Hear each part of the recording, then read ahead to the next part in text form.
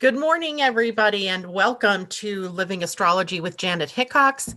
Grab your cup of coffee or your tea, sit back, and let's chat about what is happening in the stars above for this week. This is Monday, so today we're going to be taking a look at the week ahead, including today, tomorrow, all the way through Sunday. I hope you all had a wonderful weekend. Happy Valentine's Day, I hope, for everybody. We got dumped on. We got about 9 inches of snow here where I live. And that's not a lot compared to some of you that might live in the northern regions or the Northeast. But here in the state of Washington, at least in the lowlands, we don't get much snow.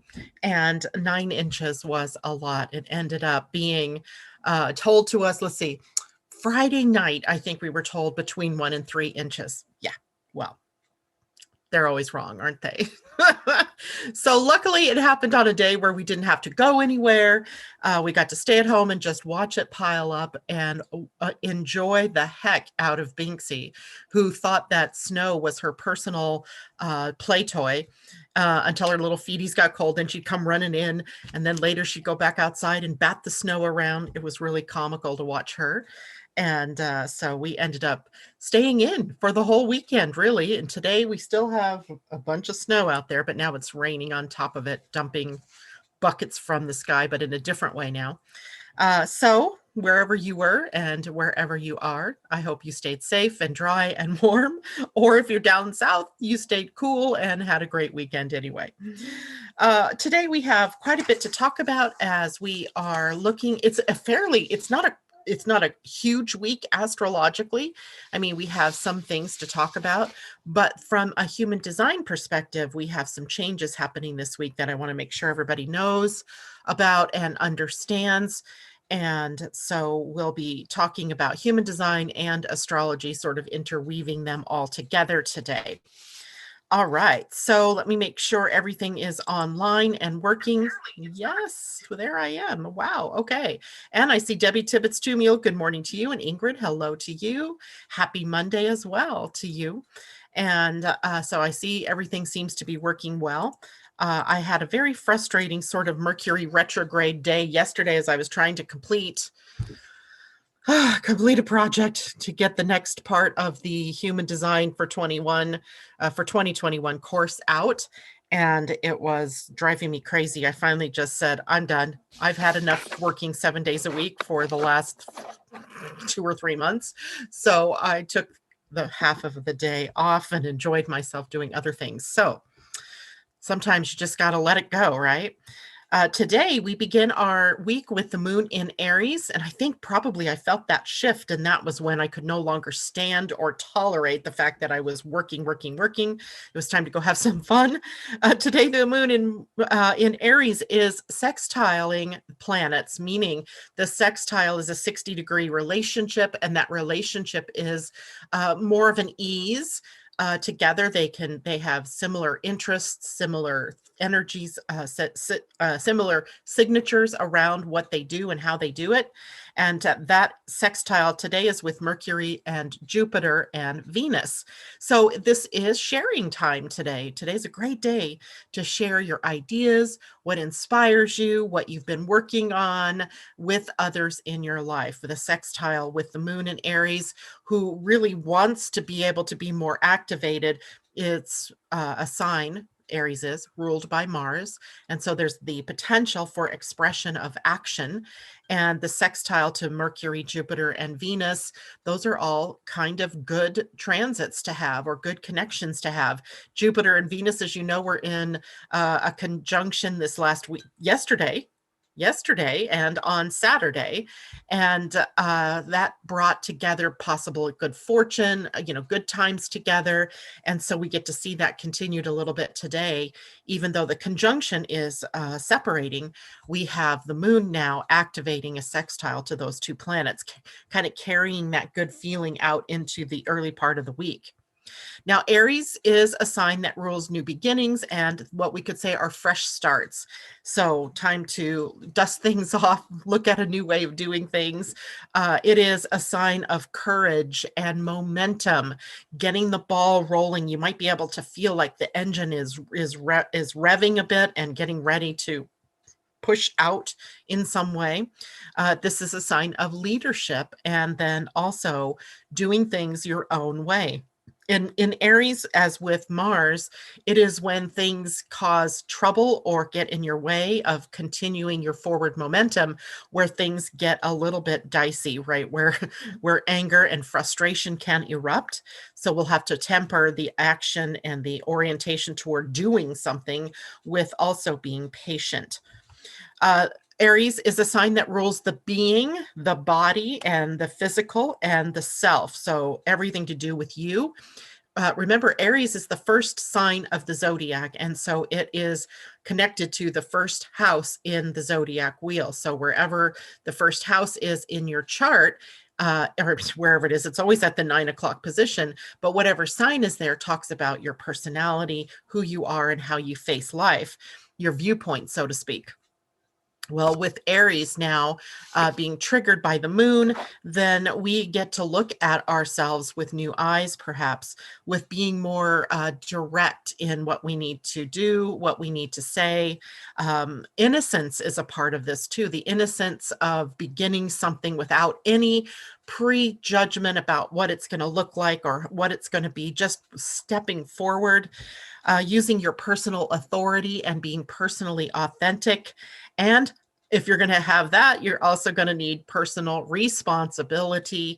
And that is also a part of this Aries day.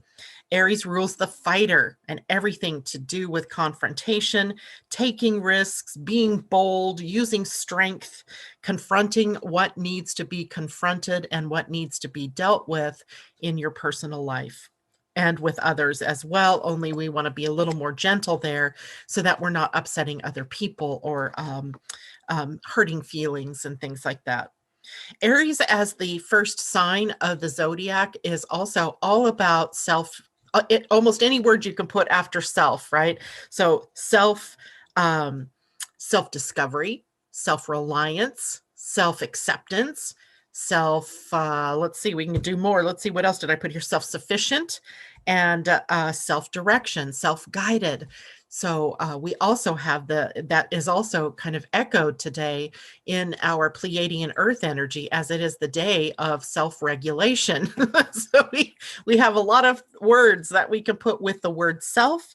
The idea here is about being responsible for you, right? For your viewpoint, for what is going on in your own personal life.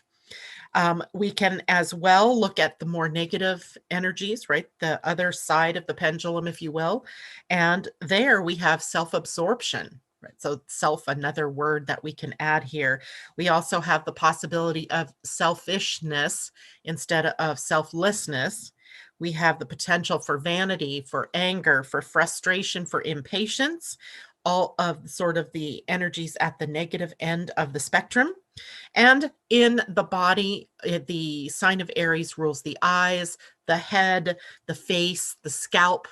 It rules the brain, so the insides of the skull, and headaches, dizziness, acne on the face, all kinds of things that have to do with the head are brought about by Aries. So if you're having those breakouts today, it might be repressed anger for the next couple of days anyway. Repressed anger, headaches may be also due to frustration or repressed anger. Not that all headaches that run at this particular time are about those things, but I would always, whenever there's anything going on in the body, my first thought is, where's the moon? Where's the sun? And what are they triggering in my physical body? And then I look to the house that the sign is at, and then I can almost find right down to what it is that's going on in my body, how it's related to the area of the chart that it's in. So there you have that. That takes a little more skill, a little bit more willingness to be open-minded, to be able to trace things back to where they started. Sometimes it's a long way back. You have to contact trace, if you will, all the way back to something that happened months ago, or even in your earlier childhood or young adulthood. And that can be something that's being triggered now because there's something that happened that at least on the unconscious mind, triggered a memory of what's happened before. So we can always look to the body to show us where it is that we haven't quite completely dealt with something, or where there's still more work that we have to do on the inner planes to get healed, to get whole, to get healthy. All right. Let me just jump in over here and say good morning to everyone else. Ingrid and Debbie, I already said good morning to you. Good morning, Christine Buckingham and Asa. Debbie Tibbetts, to me, funny, my eBay account sent a few packages to my old address. That's funny. Mimi, good morning to you. That's funny when that happens. Sometimes, right? Like the old tapes are still running, and that's likely because of Mercury retrograde still, right? Sending funny things off to the wrong places. As we look ahead, this is a week that has sort of an uphill crescendo and then sort of the downslope. And not meaning that any one of those parts of the week are bad or good. It's just that it just sort of is slow today and tomorrow. And then Wednesday, we build to what is probably the strongest aspect of the month of February. And then after that, we sort of go back down. So we lose the plateau. And we, not that we're done with the transits that are a little tricky, but they're easier, let's say, on the downslide. So we have an easy beginning to the week. We have an easy end to the week. It's that sort of midweek to Saturday that is a little wonky, or through Friday anyway. Saturday, hallelujah. We'll talk about that in a second too. So today and tomorrow, today at least, no major aspects happening with the planets. We're still under the influence of Venus in that conjunction to Jupiter, which is, kind of taking good fortune and good luck and sort of putting it, into the next day for us here. With the moon in Aries, that's the biggest news of the day. We've already really talked about that. So there really isn't much more to talk about for today. Tomorrow, there really isn't anything to talk about astrologically, but later here in the broadcast, we're going to talk about something happening through human design, which is called a nodal shift. So the south node and the north node show us our life path trajectory. We're going to go into that a little bit more. And in human design, they shift about every 3 to 3.5 months, quarterly, if you will, as they are moving through the signs. So they're in the signs of Gemini and Sagittarius, the north node being in Gemini, the south node being in Sagittarius. But in human design, there's gates that they're moving through, and those gates, and there's usually about 4 or 5 gates in a sign. So we're now moving into the next gate that will take place with the north node and the south node. And that will be the gate 35 for the north node, which is called the gate of experience. And the south node, what we need to let go of or look at intensely and work through changes, is in the gate of rhythm and timing.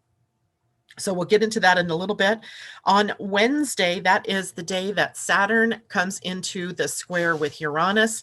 We talked a bit about that when we were doing the astrology for 2021. Actually, we talked a lot about this because this is a highly activated kind of transit where the sun, first of all, not the sun, Saturn, anytime that we have a square, we have the opportunities, right, that come up.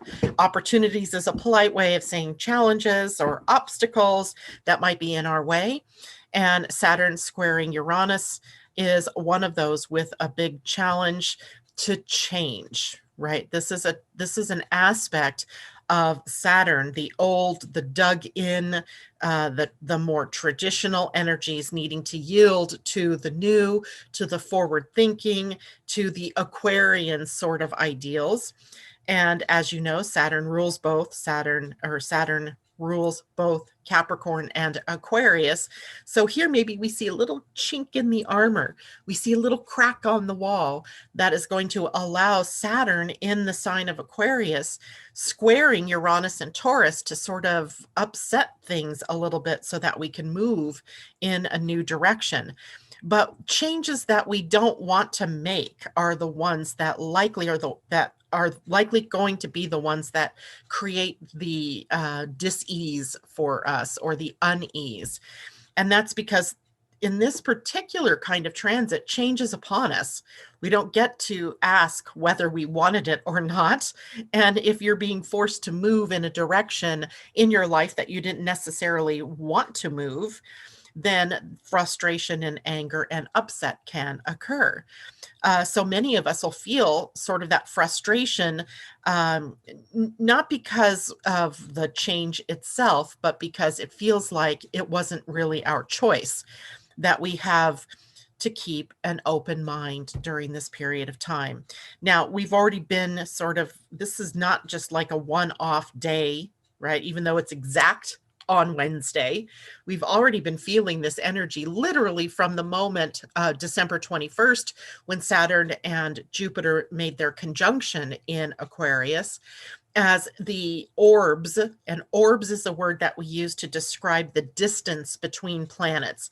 And an orb is basically a degree, right? So we had Jupiter and Saturn at 0 degrees of Aquarius, and they were already in a square to Uranus because the orb was only 6 degrees, the span, because that's where Uranus was. So usually with those outer planets, we use an orb span of 10 degrees. So if they're within 10 degrees, and some astrologers even use 15 degrees, especially with the outer planets, not the inner planets, but the outer planets. So that orb, meaning how close they are to one another, can already have triggered some of these changes, right? And at least here in the US, we see changes that in our government, right, in the party affiliation of the president. And that is a change that some people welcomed, and that is a change that other people were totally in resistance to. Right there, you see the Saturn squaring Uranus, right? The old and the new coming at each other, and neither one has to, well, I would say both need to look at what it is that we're changing towards, because change just for the sake of change isn't so worthy. But if you're resisting change, then you're going to find that that change like takes the feet out from under you, because it is a time of change, right? That is what's on us. But it's best not to force things to happen. So if you want change and it's not happening fast enough, which is another little byproduct here, don't force it or push it to happen, because this is a time where we all have to be sort of flexible. We have to be adaptable. We have to be able to go with the flow. In astrology, this would be kind of the mutable signs that are ready and willing to go with the flow and make change. But the sign Aquarius and Taurus, where Saturn and Uranus are fixed signs. They're a little more entrenched. So there's a little bit more injection of energy needed in order to make the changes. But that's the universe's job, not ours. So it's not our job to push. It's our job to hold space for those changes to happen sort of gracefully and in their right timing. Likely at this point in time, even your intuition has been telling you that change is needed, that something was rotten in Denmark, so to speak, and that we have to move forward in some way. Saturn is the builder, Uranus the awakener, and they can do a lot together when they're working in advancement, right? When they're working on what comes next. But they can also maintain the integrity of the things that last, right? So anything that's been built that's sustainable, anything that can stand the test of time will not be destroyed or changed. Those things just merge in with the new and create a stronger and stronger product, or whatever that is in the process of change. So don't get stuck. Don't panic. just be willing to respond to whatever it is that life brings your way. And as this is building today and tomorrow to exact, it may be becoming very clear to you where it is that you're stuck in your life and what it is that you need to be changing. And likely, this isn't something that's just come up out of the blue. You probably have been pretty aware of this, right? Like since December, that there's some kind of handwriting on the wall that you're seeing in your life for change. Now, primarily, Saturn and Uranus are working at the collective level or at the societal level, the cultural level. It doesn't mean that you're not personally affected, but likely Saturn and Uranus would have to affect a personal planet in your own chart for you to have this going on personally.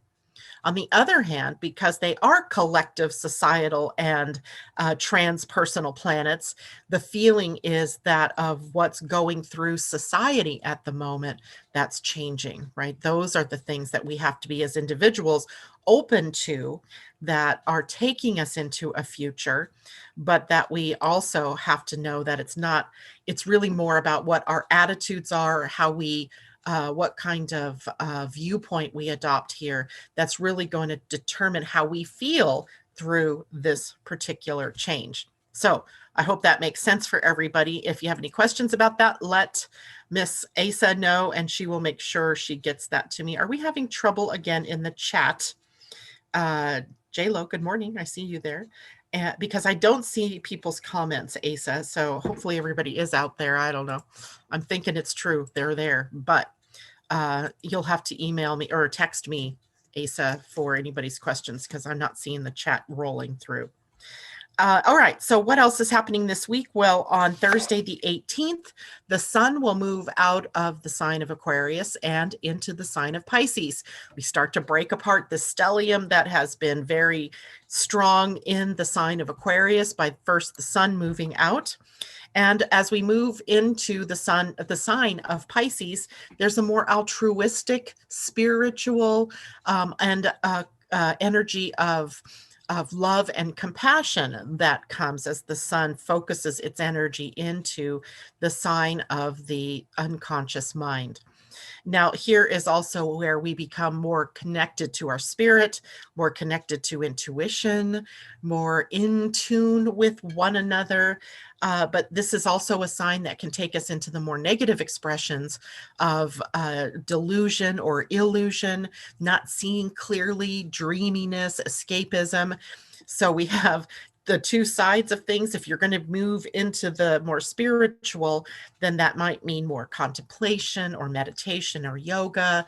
It might be healing energy. The sun in Pisces is very healing, especially for the more psyche parts of ourselves that are involved in the physical healing that we require. So for example, when we were talking about how Aries rules the head and headaches and the scalp and all of that, the healing that might be affected is when we do the deeper dive and we look into what might be the spiritual cause of our physical ailments. And that becomes closer to the surface when the sun is moving through the sign of Pisces. On the 19th, Friday, Venus and Mars come into a square. So we have the masculine principle and the feminine principle in an obstacle toward one another. This is actually a connection that sort of builds tension that needs to be broken. So there can be this tension, a sexual tension for sure between people. There can be a confrontation that's building between that is needing to be broken. This can be where frustrations have been building up.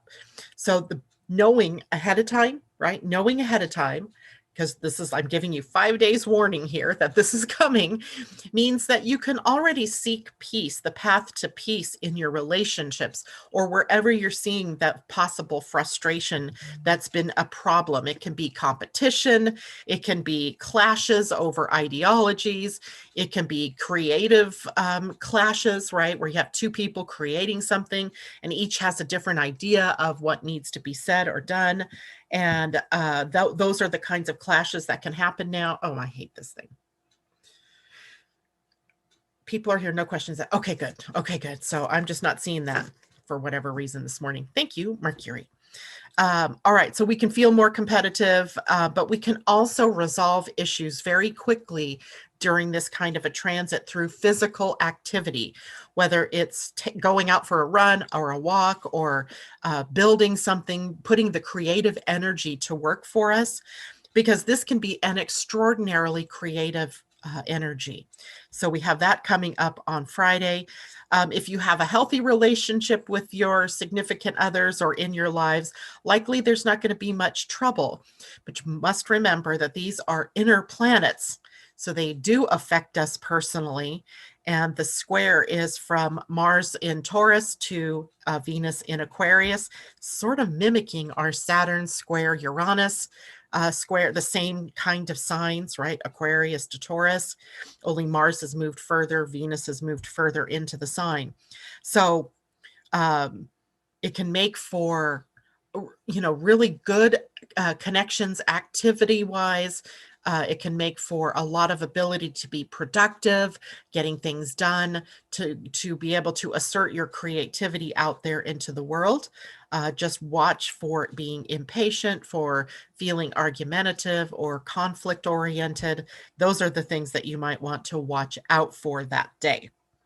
On Saturday, hallelujah, Mercury turns direct. Yes, indeed. That's the exciting news of the week for me anyway. I don't know about all of you, but I also know that that period of time is often a little wobbly.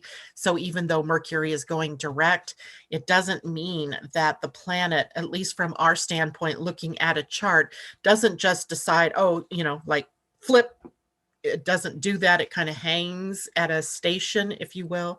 We call it a station because it's sort of hanging in that same degree for a while, wobbling around, and then slowly picks up speed and moves toward the next series of experiences. So that's why we say anytime a planet stations, you'll hear that word periodically, is when things can be the wonkiest. So mistakes can happen with Mercury in your communication, in your thinking, in the connection between your thinking and your speech, talking backwards or forgetting words, spelling wrong, all those kinds of weird things. During a Mercury retrograde can kind of come to a crescendo on the days that they station. Now, at that point, we still have Mercury then moving back through the territory that he's already retrograded through. So he zipped forward all the way to 26 degrees of Aquarius, turned retrograde, and now has moved back to 11 degrees of Aquarius. And then he will move forward again through 26 degrees and beyond. That happens on March 15th, where he leaves the territory. So we're still in that Mercury phase, reworking some of our plans perhaps, or having slowed down our thinking. We'll be having access to the steps that come next, which I like that idea. So Mercury moving forward Sunday, there's really no big energies that we need to worry about. So like I said, we're sort of going this way, up and then down through the rest of the week. Kind of a cool thing to happen. Where it builds, we know Wednesday and Thursday and Friday are those crescendo days. Saturday, Sunday start to move us back. And by the time we get to Saturday, the moon is in Virgo. Sunday, the moon will transition into Libra. So kind of good places for getting things done and then being in relationships. Okay, from our Pleiadian-Earth energy, which we don't get to talk about as often anymore, but trust me when I say I still think about it when I'm writing or when I'm producing a show and we're talking about these things. Today we are at 5 self-regulating. So I mentioned that a little bit when we were talking about the moon in Aries. But today what we have is the 5 energy of change. So this is a day to expect the unexpected. It has a sort of Uranian feel to it where we can get surprised. We can be, the things that we haven't expected to happen will happen. We can see that we might have to break some patterns. In fact, it brings us opportunities to break patterns. Anything that we have wanted to let go of is able to move freely now. Possibly some of you will be in sort of like the backpedaling, no, don't make me do it. Because this energy is also kind of bringing up to us the places like what we've already been talking about this week, especially the Saturn square Uranus energy, where change is being thrust upon us and we don't necessarily want to go that direction. But what you can be doing at that point is to be looking at the pattern of that resistance to change and see where that is in your body, where that's happening in your life. For those of you who know your chart and know that you have a Leo Black Moon Lilith, you are particularly resistant to change. Even if you want to adopt change, sometimes you get caught up in the not changing. So you take a look at your chart and see where that's happening, if indeed that's happening for you. As far as self-regulating energy, let me backpedal a minute here. Let me go backwards because 5 days ago, we entered into a new series or a new spiral of consciousness. That new spiral of consciousness began at one healing. And one healing is Ish. Ish is a sign of the jaguar, of the shaman, of sort of the priest or priestess energy of initiating some form of healing, which is often can be done in the spiritual realm. So we've talked a bit about that today as well.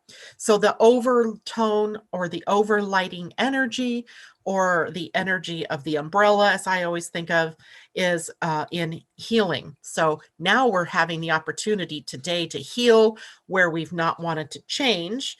And then we're also having the opportunity to heal by self-regulation.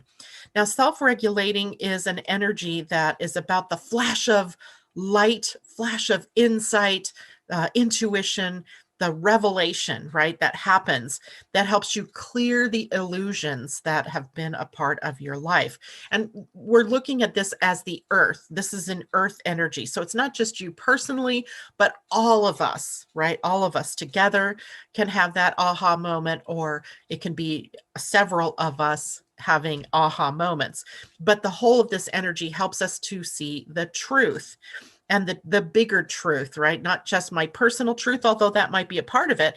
Maybe in my personal truth, there's something that needs to change and it cuts through, right? This is the veil being cut, the illusion being cut through, kind of being pierced so that we can see clearer.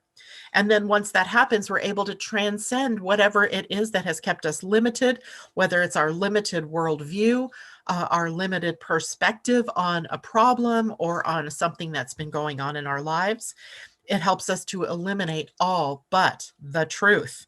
But it also is a day that activates personal transformation, being willing to do what we need to do in order to grow and evolve. So that's the main thrust of this energy. And we have to be able to do this through releasing judgments and criticism, noticing what part of ourselves that helped to create whatever it is that we're in judgment of, that we're criticizing. And so it takes a lot of energy and puts it back on us, right, as individuals to clear the dynamics that are going on in the world even. So, right, we cannot change the world, but we can change ourselves, we can change our viewpoint, we can change our reactions or how we respond to what is happening in our outer world. All right, if you guys have any questions about that, the rest of the week we're going through flow tomorrow. Then we'll have that opportunity to merge as we come to the halfway point on Wednesday, and maybe merging opposite points of view, seeing it as oneness. And then we move down into the 8, the heart-to-heart connection, the 9 on Friday from the standpoint of harmonizing everything that we've been learning. Speaking of which, on Friday, we will have Pia and Cullen joining us as well to share their insights and wisdoms through the Pleiadian-Earth calendar, and Larkma, the group that they together channel from the Pleiades. All right. Questions, things happening here. Oh, now all of the chat pops up. Good morning, Natasha. It's great to see you. Adriana, nice to see you. J Lo, good to see you. Asa, Nice saying good morning to everybody. I love that. Okay, now I'm going to share my screen because I want to move the conversation now to a change that's occurring this week in our human design. And I believe this is actually happening tomorrow. So even though there's no astrological bugaboos, we have a change going on in human design that will affect all of us because it's the North Node and the South Node that are making changes. So let me find the right screen here. And I realized this morning I started redoing all of these graphics and realized I'd already done them. So what was I thinking? So I started to recreate what I'd already done. There is a Mercury retrograde theme right there, recreating something that's already been done. So Zoom, here we go. Let me share. Which one do I want to share? Let's share this one. All right. So from late October until now, the nodes have been in the gates 45, which are here on the throat, and the gate 26, which has been on the will center or the heart center. So for the last several months, we have been working through issues of integrity, not just integrity as in the strength of something, but in our personal integrity, our moralistic sort of integrity, ethics and transparency and all of that. But we've also been working through our emotional integrity, our mental integrity. So we've had a lot of issues around integrity that have been the things that we've been working on. Well, now as of tomorrow, the nodes will shift. Now in astrology, they still will be across Gemini and Sagittarius.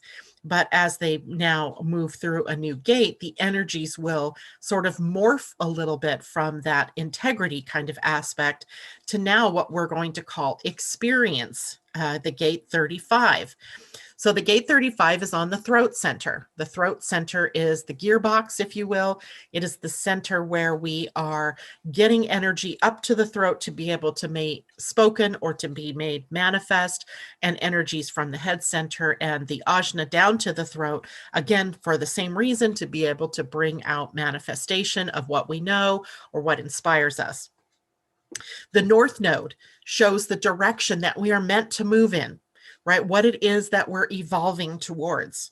And it is often a path that you have in your own personal human design and in your own personal astrology that shows you what your personal path of evolution is. But we also have a more generic, if you will, or a collective path to evolution as well. So in this gate, what we're doing is sharing what we know from experience. So we're sharing what we know, the head and the ajna down to the throat in what we know to be our experiences, but then also from the other centers up, what are our experiences? This is a gate that sits opposite of the gate 36, which is turbulence and chaos, and boredom and restlessness can create a feeling of being jaded or of keeping the status quo because we're just going to settle for what is happening. The South Node then shows us what is in our past, the past, and what we've got to let go of in order to be able to move through to the next level. And what we're doing here at the gate 5, which is where the South Node is on the sacral, this is called the gate of rhythm and order. And we're letting go of the unhealthy habits or the stagnant routines that we've gotten in. And the way we do that is by aligning with natural cycles and the natural world. So we see in the gate 5 often, we start to adhere to cycles based on the world and not necessarily on what's correct for us. I mean, for example, if you're someone who is a night owl, you've had to adjust your schedule perhaps, or your body's natural rhythm to live in a generated world where we work in the daytime, right? We work from, say, 8 to 5, and maybe you don't even come alive until 5 o'clock at night. And so you find yourself having to sort of suppress your natural timing, your natural cycles in order to live in this particular world.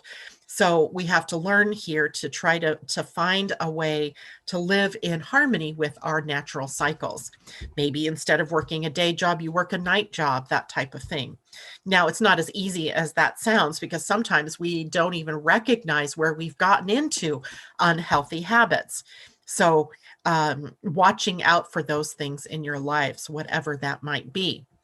Now, when we're talking more about the North Node, here we have the potential in the North Node now for wisdom or for being more jaded about what's going on in the world, feeling like we can't affect change, feeling that we haven't a pathway ahead for change. And that in the gene keys is the shadow of hunger, right? Hunger, not like my tummy's empty and I need food, more like there's some hole within me, or I'm feeling some kind of void that I need to fill. And what am I filling the void with? Right? Am I watching more TV? Am I eating more? What is it that I'm filling the void with, that hunger? So the gate 35 here, the lesson that we're learning is to embrace the experiences that we have in our lives without feeling jaded or bored, because the natural cycle and rhythm of the universe is taking us into periods of inaction and then followed to periods of action. And it's like a pendulum that swings back and forth. So what we see here is that we have to embrace all of that cycle wherever we are in it without creating changes out of restlessness or out of boredom, or allowing ourselves to just feel like it's hopeless and that there's no way forward at all for us. Here we have to have the courage to share from what it is that we're experiencing. What your experiences are in the world are totally unique. And this will be a time for you to learn to share from that place and engage the story perhaps of your experiences, but from a more positive light. Here is a time for us to know what the correct experiences are for us as individuals. This is a very powerful lesson because the throat, if we go backwards a little bit to what is the throat center about? Remember, I said it's the center, it's the gearbox. That's the center for manifesting from our words and turning them into reality. It is a sign of being able to bring energy out into expression in the world. Now, the throat has an interesting energy around it. It acts very much like a projector where it needs to be invited out to share. So the throat center at gate 35, sharing your experiences have to come in right timing and with that invitation to share. So you can't just like start blurping out there all over the place. What you're doing is seeing a need, right? Something that there is a need to share, and then waiting for that invitation to share your voice in that way. Once you have that, then you're aligned with correct timing. And again, because the energy eventually makes it down to the emotional center, particularly if you have the gate 36 in your human design, then we want to make sure that we're aligned with the feeling that it's time to share your voice. I hope all of that makes sense. In the gift level of the gene keys, it's adventure. And in fact, we call this sort of this gate, the gate of the adventurer. Sometimes it is the gate of the Jack or Jill of all trades. Having had many experiences in your life, you can call upon those experiences in the moment and be able to share your wisdom in the moment that it's invited out of you. As well, here in the mastery, in the highest expression, the siddhi is boundlessness. I love that word, boundlessness, knowing what is worthy and what is worthwhile, and sharing your experiences and your knowledge in right timing. And that helps the world see what more is possible, not what is or what will be, but what more is possible. It's opening up the energy and being willing to share from a place of boundlessness, right? How many of our stories are limiting stories? This is on the throat, remember? So it's connection to what we say. What do you hear yourself saying about where you are in your life? What do you hear yourself saying about your experiences? Are they victim stories where I lose my job, I lose my life, or my life? Well, you wouldn't be telling me that. You lose your family, you lose whatever it is, or you don't you never get to make it to where you want to go, et cetera, et cetera. You know the stories, right? Those are the stories. This is the throat. So what are you saying? Instead, speak from your experience. What did you learn from those experiences, right? It's not all negative all the time. It may have looked like that something negative happened and you took that and you moved forward. Even if you were reluctant to move forward, that's part of the experience too. And you're telling the story of your experiences when invited. Then you help the world to see what more is possible, what's more possible in our experience.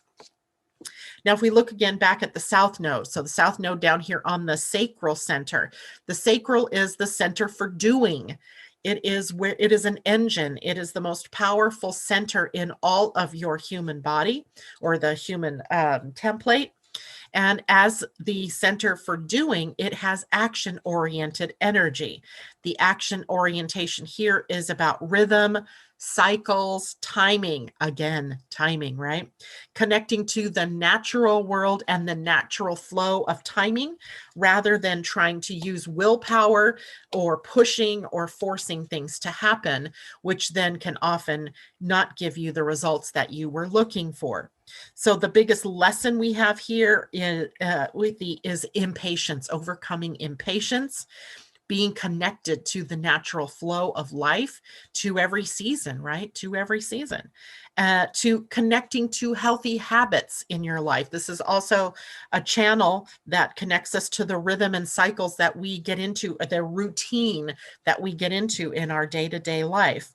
It is healthy habits. This is one of the gates where sometimes we find OCD, obsession compulsion. So taking a look at where that might be going on in your life to learn that it's not a healthy habit and that consistency doesn't need to be rigid, right? We can be consistent, but have space to change up the schedule. And that comes when we are living from the gift level of patience. So in the shadow, we have impatience. In the gift, we have patience, being patient and doing things in more of a cyclical manner. We're waiting for the right timing to show us when the next step is. In mastery, we're staying consistent with our choices and habits that align us with the natural cycle that we are in, with our personal truths, right? We're flowing with the go, right? That's what we can go with the flow. There's that one, but we're flowing with the go. If the energy of flow is moving us in a specific direction, don't fight that direction. Don't try to put the brakes on it and stop it. Don't try to use your willpower to turn around and go the other direction, backpedaling. This is a time for us to move ahead. This is a time where we might see that the pathway to moving ahead is 2 steps forward and 1 step back, and then 2 steps forward, 1 step back. And we always have to remember that in that respect, we are still 1 step forward. And that gives us the sense of timelessness, which is the siddhi in this particular gate. So the gate 30 or the gate 5, has timelessness as its highest aspect. Right. So we're enacting timelessness, letting go of time constraints, letting go of our routines and habits that have become too rigid so that we can be able to flow with the go, go with the flow. All right. Questions, comments. Oh, by the way, let me put that back up on the screen one more time because I think it's worth mentioning. Let me bring this up in a little bit of, can I move it that way? Oh, I can. So I want you, if you have your own personal astrology, human design chart, get it out, right? This is the time for you to look at your own personal chart.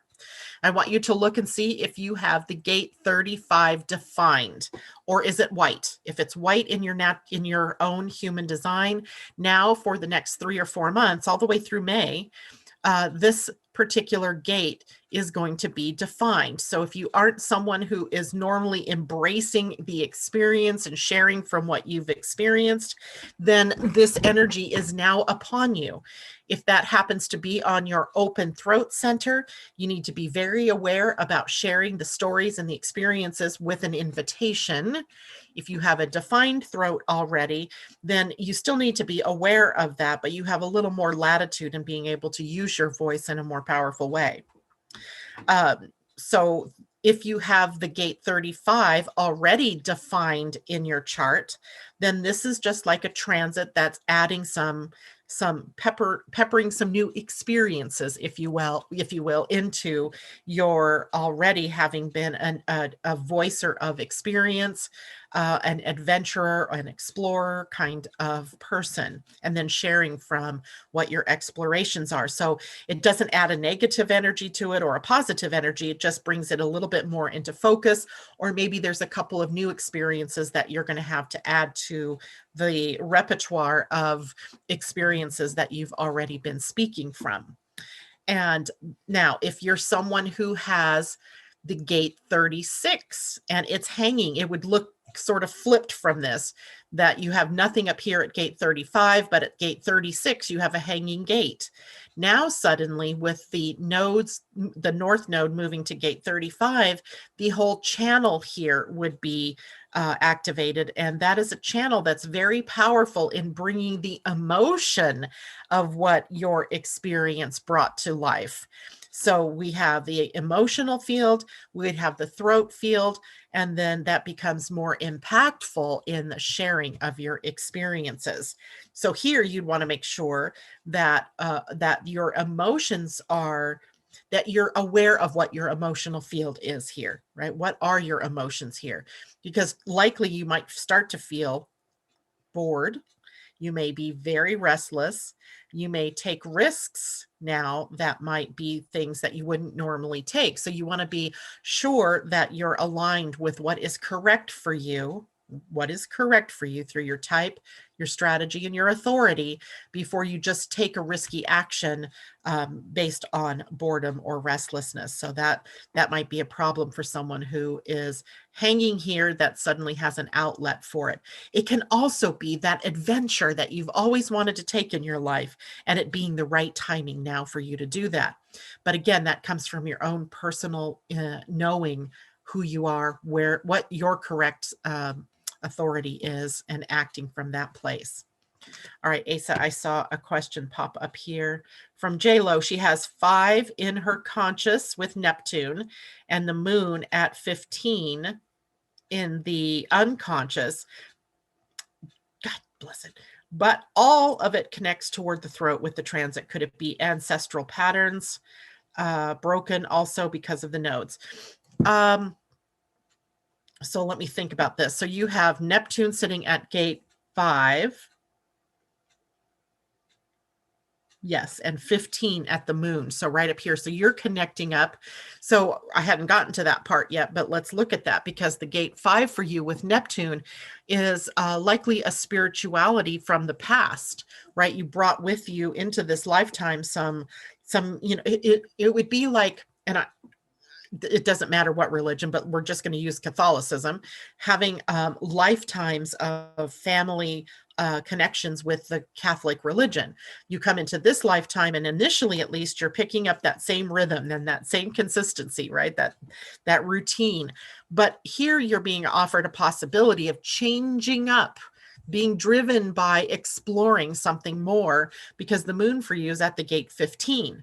And that, so moving more from your soul position, moving more from direction. Where does your life seem to be pushing you in this lifetime? Maybe it's pushing you to explore a different religion or different patterns of beliefs, different patterns in spirituality, to break the pattern of the old, or to at least have you aware of what patterns of belief that you are acting from, because the connection here is directly up to the G center, or the identity center, the who am I, and being guided, driven, even if the moon is sitting here at gate 15, to explore other options and other directions. So in a way, yes, it does explore some of the genetic or familial patterns that have been there. And it already would seem, with the moon here at the gate 15, that you're exploring outside of those beliefs. Now, it's not just beliefs like religion. I mean, that's just a handy one for us to be able to look at. But there are also family patterns of health and or of dis-ease in a family line. For example, think about people who, men often have this, where father, died at, 40 from heart failure. Grandfather died before he was 40 from heart failure. And now I am destined to die before 40 because of heart failure. But that's not what this energy is about. It's about breaking those patterns, right? Through healthy routines, right? There's something about health and health, being in natural cycles and using the natural world as a healer, right? Getting out into nature, eating foods lower on the food chain, taking care of yourself, right? Making sure you get enough rest, not pushing, and being more of the doer than the being, right? So there are lots of different things here. Upsetting patterns is basically the key here. And then if in your own personal chart, you have the gate 5 already defined, like J-Lo does, and it's hanging just like this one, you will have some, maybe newer experiences of where your routines are keeping you to old patterns, or where it is that you might be able to change to a newer routine. If you have the gate 15 hanging, gate 15 hanging is sometimes a gate that gets into extreme expressions, especially when they meet up with something or someone or a transit over here at the gate 5 of rhythm and consistency.